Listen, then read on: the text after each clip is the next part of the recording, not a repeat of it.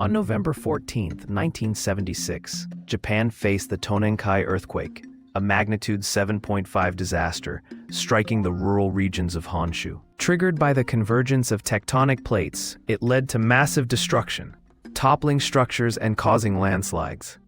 The immediate aftermath was devastating. Over 200 casualties, thousands left homeless, and a substantial impact on local communities. This earthquake jolted Japan into realizing the urgency for improved seismic safety protocols, evolving their approach to disaster management.